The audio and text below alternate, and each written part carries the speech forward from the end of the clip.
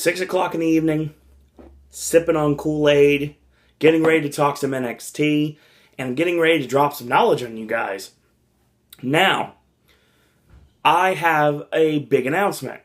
Obviously, if you are watching this video, chances are you most likely checked out the video where Ashley and myself did a podcast talking about WrestleMania and the Raw after Mania.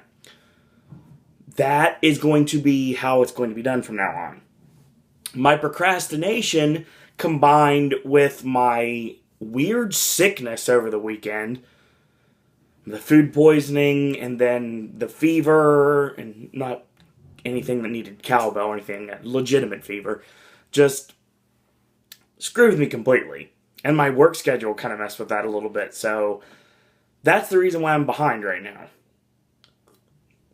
Furthermore, we'll be talking about the last 2 weeks of NXT in this video and not just the first one. So, let me let you know a little secret. Tonight is Raw, obviously. And I brought Raw back to pop, at least. And they're on a probationary period right now. WWE is with me. SmackDown I still haven't bought into yet. Just kind of depends. We'll pick it up if we need to. But I will state right now that every Tuesday, you're going to see something new brought to pop. And that is the brand new Owen and Ashley Talk Monday Night Raw segment. We are going to be filming an actual podcast after Raw Monday night every single week. And on Tuesday, it'll be available to everyone. Now, Wednesday, it sounds like it's going to be TNA Impact. And Thursday will be your regular schedule for the rest of the week, with Sip and Snack on Thursday, AJ's movie reviews on Friday, Ashley's Gaming with Ash on Saturday, and Versus on Sunday. That leads us to Monday, which will now be NXT. So that's what we're going to be focusing on. As for the vlog of randomness, as I need to see fit, there will be vlogs of randomness on this channel. But for the most part, basically now it sounds like you're going to get wrestling in the first half of the week, and the regular segments of Pop the second half of the week. And sprinkled throughout will be specialty videos, like if things happen out of the spur of the moment, or Halloween Horror Nights videos. So that's pretty much what we've got for your schedule. So, without any further ado, the reason why I'm drinking real quick, I'm sure you're curious. Not my throat is parched or anything, even though it somewhat is. But like I said, my immune system's all messed up. So, because of that, my sinuses are a little messed up. I can still taste things, which is good, but I have this constant dry throat, and I absolutely hate it. So, I'm just trying to keep drinking things to make it better. Alright, let's talk NXT from the first week, which is 2 weeks ago. NXT only had 2 matches this week. Why? Because this was a big fight feel show. This were 2 matches that easily could have been on a TakeOver event, especially the main event, which we're going to talk about in a moment. But before that, we have to get to our first match. Obviously, the Arnold Classic, or the Arnold Sports Festival, I know it was the Arnold Classic, that's what I remember calling it back in the day, in Columbus, Ohio, showcased the first ever NXT live events held outside of the state of Florida. And one of these events was leading to a countout victory for Alexa Bliss over NXT Women's Champion Sasha Banks. That led to an actual match that was booked for this week, or in actuality, 2 weeks ago, this week that I'm talking about right now. So we started off the show with NXT Women's Championship on the line, Sasha Banks defending against Alexa Bliss. This match was good as well. A lot of people kind of half and half on Alexa Bliss. I've been a fan since day one. I will state right now, when it comes down to it, I hate the new music, straight up. I think the original music fit her a lot better. That's just me, though, I guess. So, let's pick it up off the midway point. Sasha hits the double knee drop in the corner, gets a 2 off of that, locks in the straight jacket chin lock, and she bends Bliss pretty much in half.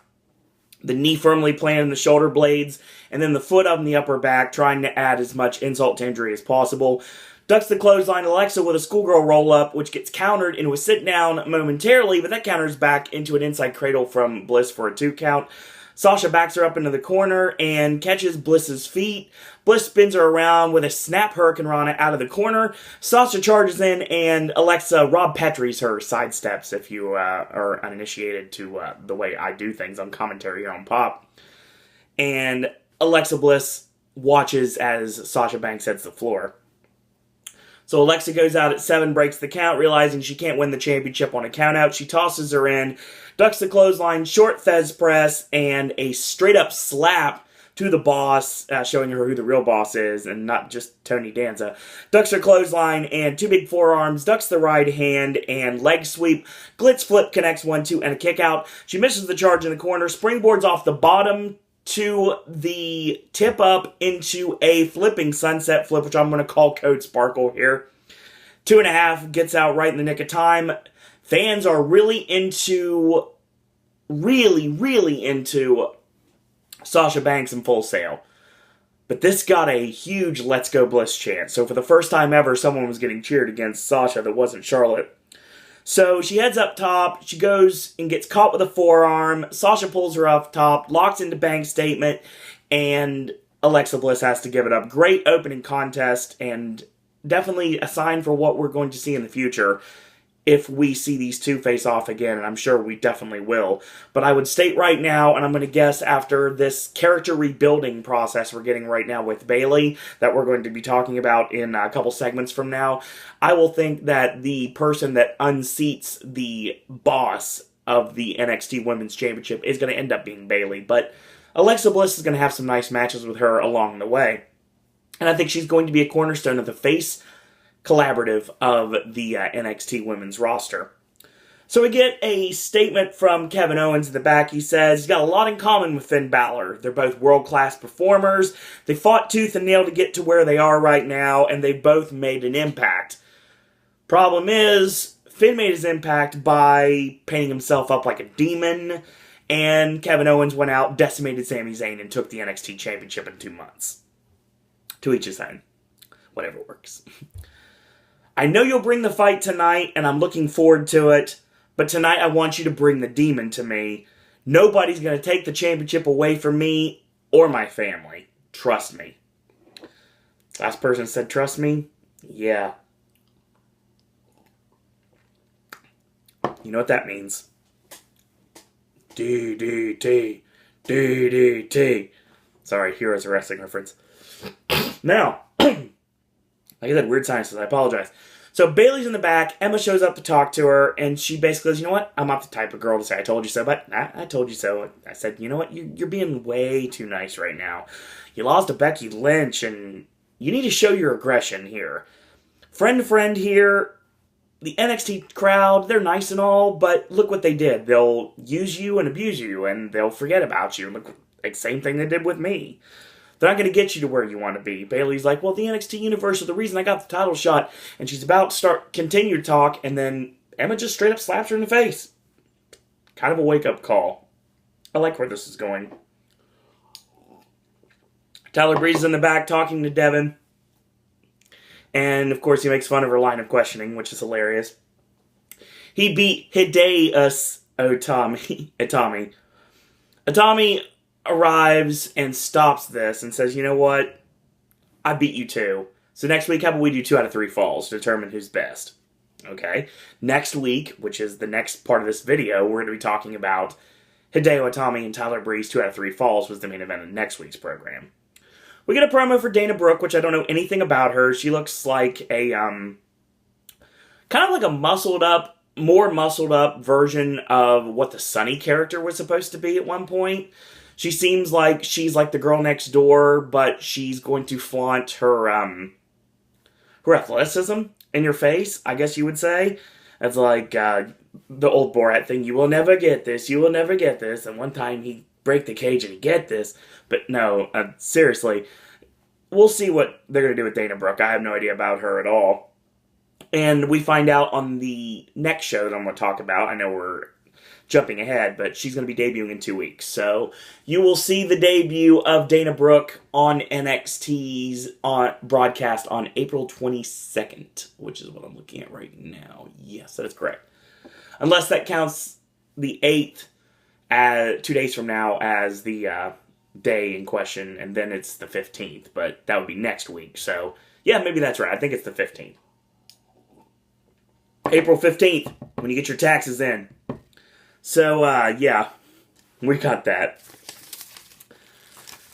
So we get Finn Balor in the back, because he has to have an interview segment with Devin Taylor as well. He says, he heard what Kevin Owens said. You know what? My actions speak a lot louder than my words. I do my talking in the ring.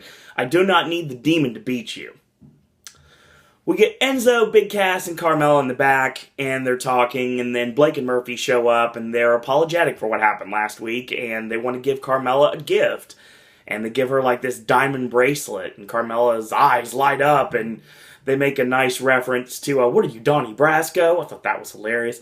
And then they say, you should have bought it at Jared's, and just comedy stuff. But it's going to lead to a great program between Enzo and Cass against Blake and Murphy for the NXT Tag Team Championships. I do think we're looking at Big Cass and Enzo as the next NXT Tag Team Champions. I think that's going to happen. But I don't understand exactly why we're supposed to boo Blake and Murphy.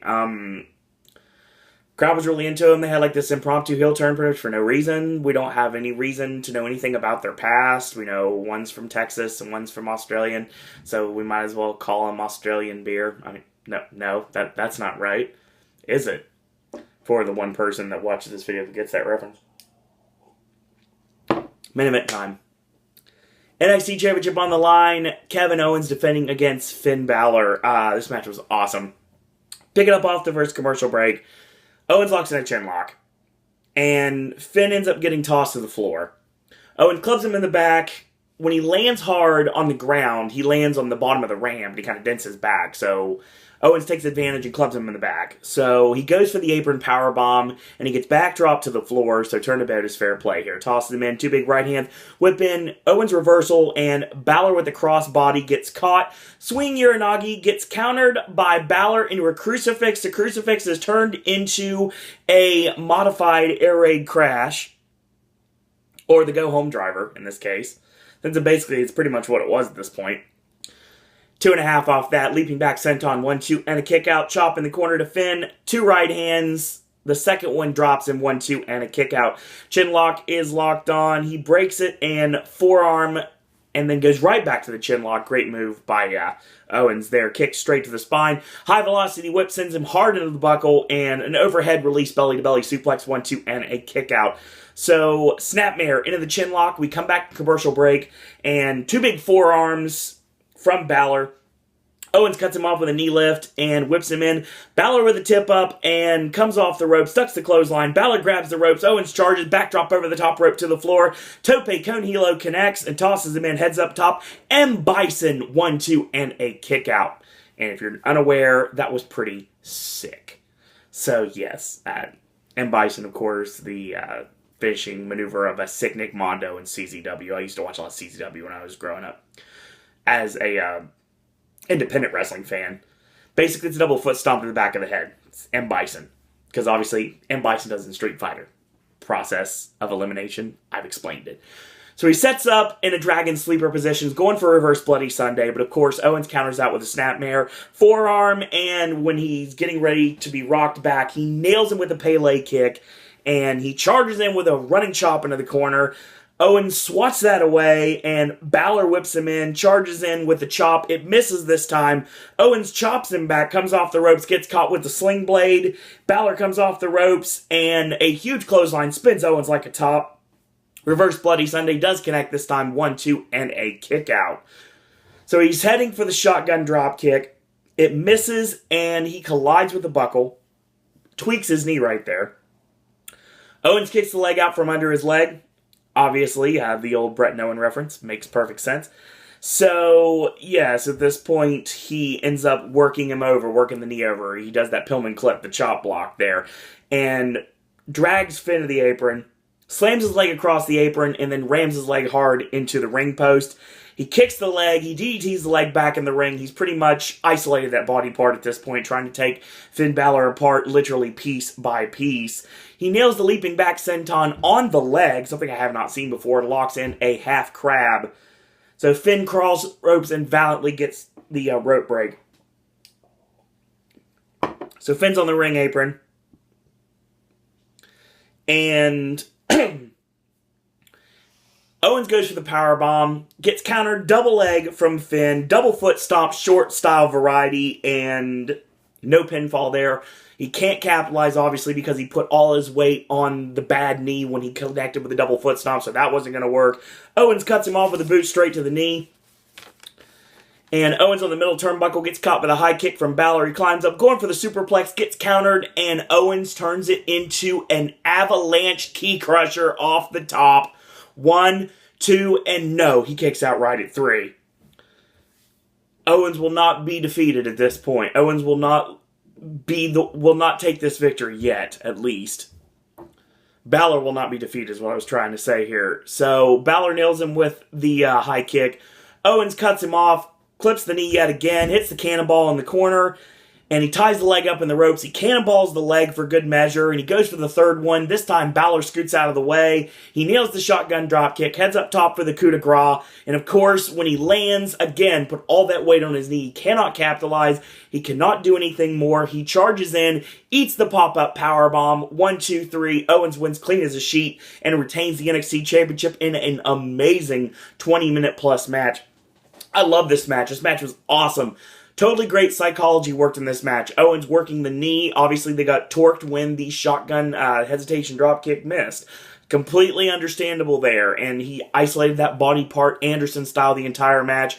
And the crowd was kind of split half and half. Obviously, I can vouch for this. The crowd at Full Sail very heavy on Finn Balor, but they love them some Kevin Owens too. But then again, Owens is the one who beat the daylights out of their beloved Sami Zayn, so it could go either way. This match was really good. Great championship match to end the show, and definitely something I would love to see happen again. Hopefully we get Balor and Owens too on NXT before Balor gets brought up to the main roster, or Owens gets brought up to the main roster, whichever comes first. Great edition of the show. Only 2 matches, but they both made sense. Obviously, Alexa Bliss is a future contender to Sasha Banks in the Women's Championship, even though she may have lost this time. Maybe next time she won't. Who knows? And Finn Balor proved once again why he belongs in the big time and in the main event of NXT by having a brilliant match against Kevin Owens. So we start off the second episode, which was last week's episode, which actually catches me up completely. And that is the return, officially, of Sami Zayn. He comes out to the ring. He says it's good to be back. He thanks everyone for their support out there. He says the Abu Dhabi tour made him do a little bit of thinking. Sure, it was nice to be in front of my people out there, but the whole time, I did nothing but thinking about Kevin Owens and what Kevin Owens did. And then I came to this conclusion. The Kevin Owens that I face at TakeOver was not the same Kevin Owens that I started out with, and certainly not the same Kevin Owens that I know very well. This is a completely different Kevin Owens. A completely different man that I've ever seen before. Someone with a lot more to lose and a lot more to gain in this situation. And now I see that, I know what I have to do. I have to invoke my rematch clause, and I have to, once and for all, take Kevin Owens out. To capture the NXT Championship, and to kick Kevin Owens' ass. Short, straight, and to the point. Make perfect sense. Obviously, we're building towards Zayn and Owens too, and I cannot wait for it. So we get a quick squash from Rhino. He gets on the mic and he basically says that he's here to win the NXT Championship. Doesn't matter who it is. Doesn't matter if it's Sami Zayn. Doesn't matter if it's Finn Balor. Doesn't matter if it's even Kevin Owens. Obviously, they're all going to be subjected to a gore. Interesting. I like this, actually. I like this a lot.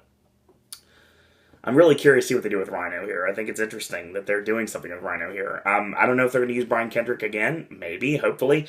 They're going to be a group of old school WWE talent that'll probably end up in NXT at some point. And I think that this is spearheading the start of it. Kendrick and Rhino, big starts, and I think it's going to continue from there. So I'm curious to see what happens with that. I know that he's going to be a suit. He's going to be working with creative, which I absolutely love, but I really would like to see Jimmy Jacobs in NXT. I think that'd be awesome. I obviously can't call him Jimmy Jacobs, but I mean, yeah, I think it's probably copywritten by Ring of Honor. I don't know if it is or not. Probably. We'll see. But yeah, I'd love to see Jimmy Jacobs in NXT. I think that'd be awesome, him with that Rhino spot. But Jimmy Jacobs never really got a shot in WWE, so I'd like to see that happen, even though I'm really happy he got a creative position. I really love the fact that they blew off Jimmy Loves Lucy at the last Supercard of Honor 9 the weekend of WrestleMania. I thought that was a brilliant idea. Obviously, we talked about it on the WrestleMania podcast, Ashley and I did. So we got our next match. It is Emma against Bayley. Emma's kind of like trolling the fans here. She's not doing her skin the cat move. She kind of slides under the bottom rope. She's kind of like halfway doing her Emma dance and everything. Pretty much just like not making herself out to look like a fool. She's making the fans look like fools for buying into it. Bayley gets a huge reaction. Obviously, I know this for a fact. The crowd in Full Sail loves Bayley, and she's going to be huge when she gets that main event push towards Sasha Banks and the Women's Championship. We're building it. I think when they finally pull the trigger on it, it's going to have just as big a reaction when Sami Zayn won the title, to be honest, because I know how big she is with the Full Sail crowd. So, we pick it up off the midway point of the match. It's a really short match, but it was okay for what it was. Emma hits a leg sweep, gets a 2 off of that, ducks the clothesline, short O'Connor roll on Emma, 1-2, and she kicks out Emma line and face first to the buckle, and she goes buckle to buckle on 3 different sides, and then she gets caught, 2 forearms. Emma cuts her off with a knee strike, and she goes to slam her into the buckle for the 4th time, to the 4th corner, obviously, basically winning an invisible Texas Death Match. And she gets a back elbow. So Bayley takes her buckle to buckle her own way. Charges in, misses. The dilemma gets locked on and miscalled by your commentary team. That is not the Emma lock. The Emma lock is the Muda lock. And yeah, no. So the Emmamite sandwich connects. And I don't think Corey Graves really has heard that before in commentary. Because he was like, what? Lax cover while dancing, and it gets held with a sunset flip 1-2 and a 3. So yes, Bayley reversed the lax cover into a sunset flip and got the victory right there. Emma gets kind of left in the ring, so we have a heel turn for Emma basically, but it's not quite turned yet. I think we're building and building towards it. I think it's going to happen like real soon. And it's going to be interesting to see what happens with it. Are we going to see Emma back on the main roster? Who knows? I think she probably got brought back to NXT to get some more seasoning. Because Emma in the WWE roster didn't really work. But I think it could if you give it some more time. Emma's very underrated in the ring. And I really think that they need to focus more on that. And I hope they do. Becky Lynch is in the back. And she says she would have won at TakeOver Rival. But she basically says Bayley is the reason why she lost. She says, everyone has got a title shot, even Alexa Bliss, and made fun of the fact that Alexa Bliss got her nose busted when she, of course, faced off against Sasha Banks a while back. That's the reason why you haven't seen Alexa Bliss for a while. But this is her empire now, and she uses something she's been doing on Twitter for quite a while, and that is, like, using a lot of puns, and she says, welcome everyone to NXT. I think that's actually kind of cool. I'm not going to lie about that. So, we get our next match. It is the newly debuted on Raw as of last week, Lucha Dragons, taking on the NXT Tag Team Champions, Blake and Murphy.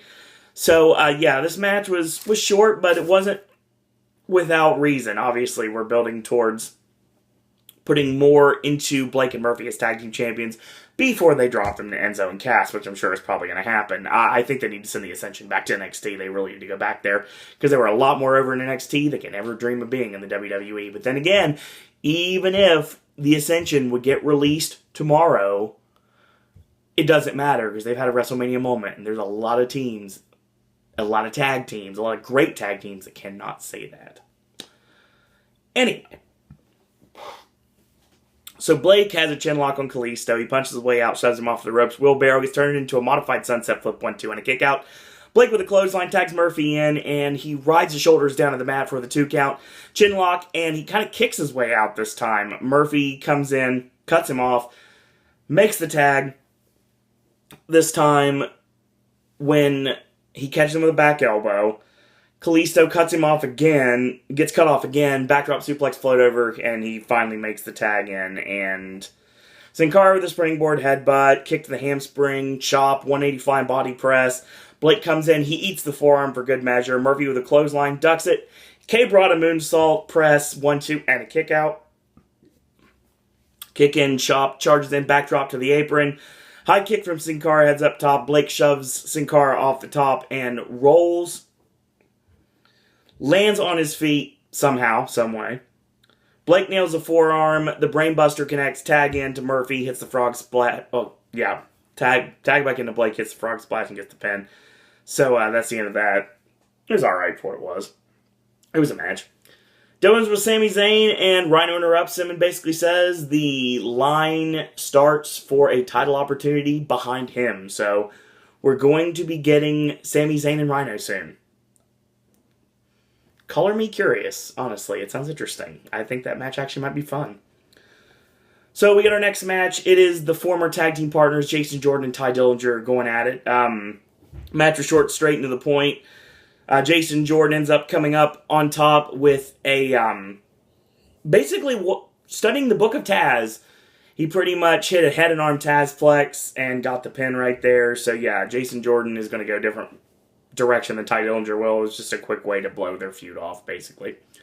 Without having to really do a feud, just a one-off match. Main event time, Tyler Breeze, Hideo Itami, 2 out of 3 falls.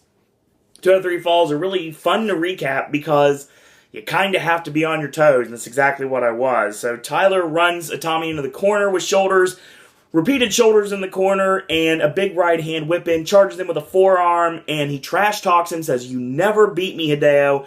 Charging forearm, and this time a rebound clothesline in the corner from Hideo Itami. Whip in to a knee lift by Itami. Comes up the old kitchen sink, if you guys know what that is, and playing the old wrestling video games. Comes off the ropes with a round kick and Kenta Rush. The round kick, spinning back kick, hesitation drop kick, connects whip in, and the running kick gets a 3 count. Hideo Itami goes up 1-0. So Breeze is groggy in the corner. Referee backs Hideo off, backs him off, and then eventually Tyler explodes out with the beauty shot, gets the 3 count, tying it up 1-1. So then we go to our third fall, but first we go to a commercial break. We come back to live action, and Tyler Breeze is in the corner, putting the boots to Hideo Itami, choking him with the foot, and he whips him in, gets a back elbow, 1-2, and a kick out. So he rains elbows down, gets a 2 count off of that, chin lock, and he gets elbowed out, comes off the ropes. Breeze stops momentum with a standing drop kick. Gets a 2 count right off of that one.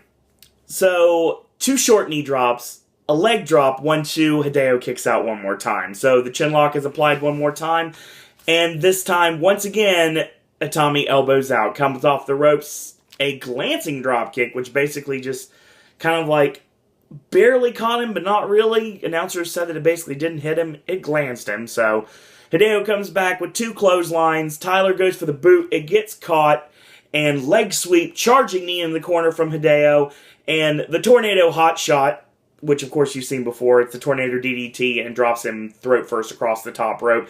Heads up top, going for that clothesline off the top. Tyler ducks it, big forearm, swats off, discus lariat almost decapitates Tyler Breeze, 1-2, Tyler kicks out. Fisherman suplex is countered into a very kind of sloppy inside cradle, gets a 2 count off of that. Knee lift, and he whips him in. Tyler ducks his head, gets caught with a sunset flip, 1, and no count more than that. So Tyler with a stack pin, 1-2, and a kick out. Hideo flips him forward, sunset, 1-2, and a kick out. The Rob Van Dam, Jerry Lynn special right there. Tyler with a front kick to the face, gets a roll up on Breeze for a 2 count. Discus lariat countered, supermodel kick connects this time, stack up pin, 1-2, Hideo kicks out. 2 front kicks. He goes for the third one. He's basically just ticked him off at this point, so he snaps. Kenta Rush, the round kicks, the spinning back kick, hesitation drop kick, misses. Breeze catches him going for the beauty shot. Hideo ducks out of it, catches the spinning back kick, hesitation drop kick connects, whip in. Tyler comes off the ropes, and instead of getting mowed over by the running kick, just like in the first fall, he makes him eat the beauty shot. 1-2-3, fans count along, and Tyler Breeze wins the main event on NXT this week. I thought this match was awesome. Told a great story between these two. I think that we went to a completely different way normally than NXT does 2 out of 3 falls matches. We normally go really quick to a finish, and then we kind of tie it up quickly, and then you go for a marathon finish. This was kind of a little bit longer than it normally would be, and showcased the right person to win. I said this before. I think Tyler Breeze, without a doubt, is the person that's not exactly in the main event picture in NXT that absolutely needs to be. I think if they do not utilize Tyler Breeze to the fullest of his capabilities, it's going to end up someday like pretty much WWE let go of Ethan Carter III. That's what I'm thinking right now. I hope Tyler Breeze does not end up like that, but hey, Breeze and TNA, I wouldn't have a problem with that. But that was your show. That was NXT for last week. Excuse me. Now, short matches this week. Rhino Squash. If it leads to Rhino going after Sami Zayn, I got no issues with that. I think it'd be fun. Bayley and Emma had a really short back and forth match. That's obviously building towards Emma's full heel turn and the evolution of Bayley as a real challenger to Sasha Banks and the Women's Championship, and I think that does end up happening. I do like the fact that Enzo and Cass obviously had their run-in last week with Blake and Murphy, the stuff with the gifts with Carmella, and now Blake and Murphy beat the Lucha Dragons, and I think we probably won't see the Lucha Dragons anymore. At least, they may make cameo appearances every once in a while. Jason Jordan beats Ty Dillinger. He's leading to that Shoot Nation gimmick that should be debuting on television sooner rather than later. And a great main event. Spectacular 2 weeks in a row. 2 awesome main events on NXT. So yeah, if you're not watching NXT, please start, honestly. It's always a great time to be an NXT fan. Quick programming note, tomorrow, Ashley and myself will be talking Raw. Yeah, tomorrow will be Raw's video of Ashley and myself talking about what happened on Monday Night Raw this week. Wednesday, we'll be talking about the last 2 weeks of Impact Wrestling. And Thursday, brand new Sip and Snack. Red Bull has some additions that I'm going to be focusing on. And this would have been something else, but my food poisoning can blame me for not doing a snack this week. Probably next week. We'll see what happens. Friday, AJ's movie reviews will tackle The Longest Ride and a bunch of limited releases. There's a horror film that not many people know about called Spring, and we're going to be talking about that. And It Follows, hopefully very soon, will be coming into our visual. So hopefully when we get that, we'll be able to shoot that out to you guys. Ashley returns with his normal segment, Gaming with Ash, on Saturday. Brand new verses on Sunday, Your Cryptic Comments Divorce. And Monday we'll go into the brand new schedule here on Pop, at least for the foreseeable future. Monday will be NXT, Tuesday will be Raw, Wednesday will be Impact, Thursday will be Sip and Snack, Friday is AJ's movie review, Saturday is Gaming with Ash, and Sunday is Versus. More Halloween Horror Nights news. Whenever I get some more, I'll shoot you guys out videos based upon that. And if need to be, the vlog of randomness is always there to return. Plus Pop Flashback as well, so we'll see what happens. There's only 7 days in a week, folks, so we gotta kind of line it up. So if you like these wrestling videos, please spread the word about them. Try to get the word out about these videos and about the channel in general. You're more than welcome to like our Facebook fan page. It's under Sir Owen Disney Pop. You can actually find it under Facebook at Sir Owen Disney and Pop, because it's my channel plus and Pop. It's like me, Ashley, and AJ basically are Pop now, so yes, that's why it's called Sir Owen Disney and Pop. So people that know me just as Sir Owen Disney, they don't know the name of this channel, they can still find it, and vice versa. If you'd like to Facebook request me as a friend, you're more than welcome to. It's Owen Disney. If you want to follow me on Twitter, it's at Sir Owen Disney. If you have email questions for me about myself, do a Q&A. If we get enough questions, maybe someday that may happen. Talk about wrestling. We talk about Disney, Universal, Halloween Horror Nights. You have trip advice questions for me? Sure, that works. You want to become a popcaster yourself? You can send your content to my email, sirowendisney@gmail.com. So in the meantime, I want to thank you guys and girls out there for watching. And if you're watching it tonight, do enjoy Raw, and we'll be chatting about that tomorrow. So until tomorrow, boys and girls, that's all I got to say about that.